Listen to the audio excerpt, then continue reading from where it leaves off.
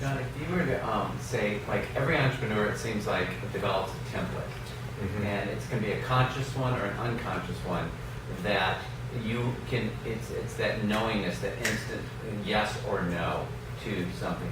When someone comes to you where you're at in your career right now and says, John, I've got the greatest thing. This is awesome. You're going to love this. Yeah. You know, which I'm sure you probably do once or twice a year. When they come to you with these abundance of ideas, what are your tick boxes that go off? What has to be lined up for you to say, yes, this is a John Felty thing? Is it siloed because, yes, it's because it's music, yes, it's because it helps the community? What is your formula, your secret recipe, your Kentucky Fried Chicken, 11 ingredients that make up the thing that you say, this is something I want to be involved with? Well, I think to back up, kind of one of the things I said first was, it's the first question is it me or is it a partnership? Okay, that's the first question I asked. You know, for two reasons. The first reason is, does this mean now I'm sharing revenue in some way? The second reason is, from a creative standpoint and a visionary standpoint, it's much harder when you're working with someone who doesn't necessarily come from the same place that you do.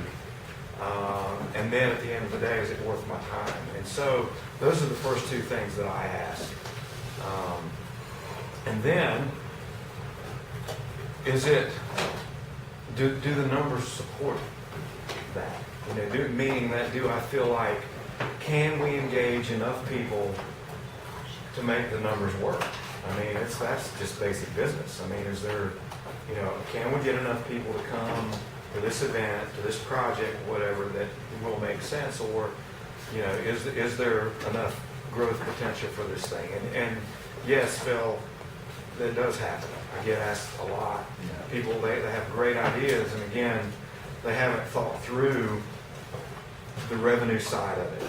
You know, everybody, God, this is so cool. Wouldn't this be so cool? It's so cool. And I hear that all the time and go, yes, it would be cool. How deep are your pockets? You know, there's a lot of cool things that could be done, but at the end of the day, you got to make it, you know, it's got to make sense. And that's the biggest hurdle.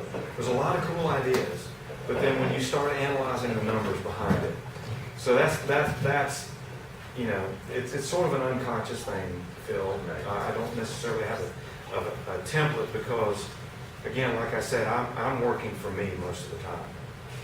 Engaging someone else to do something, I don't have to go through that process necessarily like a lot of folks would, because it's sort of intuitive to me already after doing it for 30 years, you know? Yeah.